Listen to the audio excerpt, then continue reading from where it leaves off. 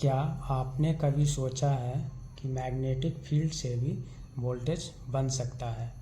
अगर नहीं तो आज हम सीखेंगे इसके बारे में। नमस्कार दोस्तों, ECE चैनल में आपका स्वागत है।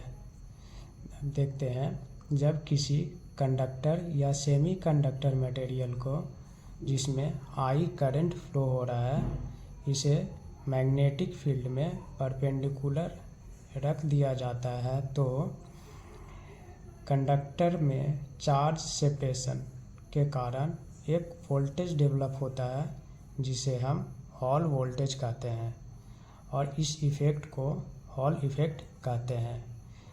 यहाँ W इंडिकेट कर रहा है width of conductor and D indicate कर रहा है distance between face 1 and face 2 of material. I indicate कर रहा है applied DC current, B indicate कर रहा है मैग्नेटिक फील्ड एंड E है जो इंड्यूस्ड इलेक्ट्रिक फील्ड इंडिकेट कर रहा है। VH जो हॉल वोल्टेज है, यह होता है potential difference between face 1 and face 2। VH को हम मेजर वोल्ट मीटर के द्वारा करते हैं। आगे हम देखते हैं डेरिवेशन। इक्विलिब्रियम स्टेट में electric force is equal to magnetic force होता है, that is Lorentz force is equal to magnetic field होगा।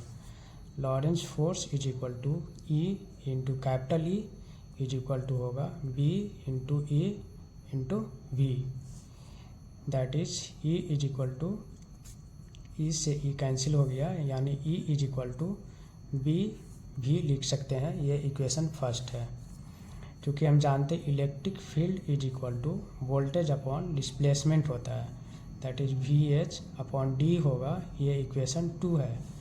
वेयर यहाँ पे स्मॉल e इंडिकेट कर रहा है इलेक्ट्रॉन का charge, that is 1.6 into 10⁻⁻19 coulomb होता है, और V इंडिकेट कर रहा है ड्रिफ्ट वेलोसिटी को।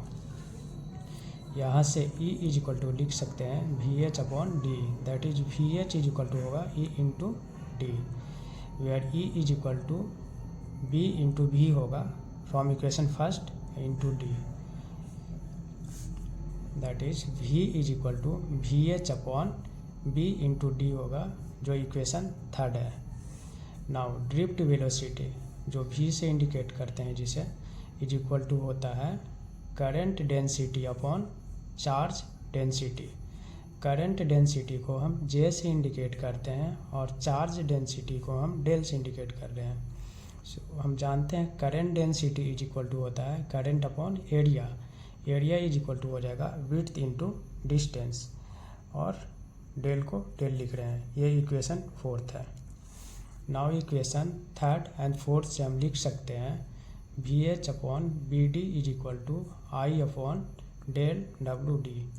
यहाँ से VH इज इक्वल टू हो जाएगा 1 अपॉन डेल into BI upon W is equal to होगा BI upon W into RH, चूँकि RH इज इक्वल टू हम यहाँ पे लिख रहे हैं 1 अपॉन डेल, जिसे हॉल कॉफिशिएंट बोलते हैं। डेल चार्ज डेंसिटी बताता है is equal to N into E होता है। VH है जो प्रोपोर्शनल होगा RH का, यहाँ से हम देख सकते हैं, that is VH is equal to BI upon W into RH होता है। So BI upon W, RH is equal to हम लिख सकते हैं mu upon sigma, where sigma conductivity of material है। सो VH है जो इन्वर्सली प्रोपोर्शनल होता है 1 अपॉन सिग्मा का, दैट इज इन्वर्सली प्रोपोर्शनल होगा कंडक्टिविटी का। तो हम जानते हैं मेटल के केस में कंडक्टिविटी हाई होता है, सो हॉल वोल्टेज लोएस्ट होता है इन मेटल। नेक्स्ट हम एक है Hall angle is equal to होता है tan inverse mu into B। आगे हम देखेंगे हॉल वोल्टेज के बारे में। सो हॉल वोल्टेज का वैल्यू निगेटिव होता है, 0 होता है और पॉजिटिव होता है। एन टाइप सेमीकंडक्टर के केस में निगेटिव होगा। मेटल के केस में हॉल वोल्टेज का वैल्यू निगेटिव होगा। इंस्ट्रिंसिक सेमीकंडक्टर के केस में हॉल वोल्टेज का वैल्यू 0 होता है और इंसुलेटर के केस में भी हॉल वोल्टेज का वैल्यू 0 होता है। पी टाइप सेमीकंडक्टर के केस में हॉल वोल्टेज का वैल्यू पॉजिटिव होता है। आगे हम देखेंगे यूज ऑफ हॉल इफेक्ट। यहाँ पे हम RS यानी हॉल कोफिशिएंट का देखते हैं, जिसका 3 कंडीशंस होते हैं। मेटल के केस में RH का वैल्यू इंक्रीज होता है with respect to temperature. Pure semiconductor के केस में RH का वैल्यू डिक्रीज होता है विथ टेम्परेचर। एक्सट्रिंसिक सेमीकंडक्टर के केस में ये इंडिपेंडेंट होता है टेम्परेचर के रिस्पेक्ट में। नेक्स्ट देखते हैं, चूँकि हम जानते हैं RH प्रोपोर्शनल होता है VH का, दैट इज RH का वैल्यू पॉजिटिव होगा P टाइप सेमीकंडक्टर में और नेगेटिव होगा N टाइप सेमीकंडक्टर में। यह बताता है कोई भी मटेरियल मेटल है या सेमीकंडक्टर। ये बताता है कोई भी मटेरियल P टाइप सेमीकंडक्टर है या N टाइप सेमीकंडक्टर। यह कैरियर के कॉन्सेंट्रेशन को बताता है, चूँकि P = N = 1/E × RH होता है।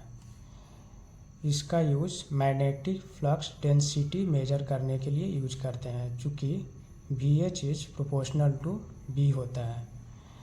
यह मोबिलिटी ऑफ चार्ज कैरियर बताता है, चूँकि μ = सिग्मा × RH होता है। यह वोल्टेज का पोलैरिटी बताता है, आइदर पॉजिटिव है या निगेटिव।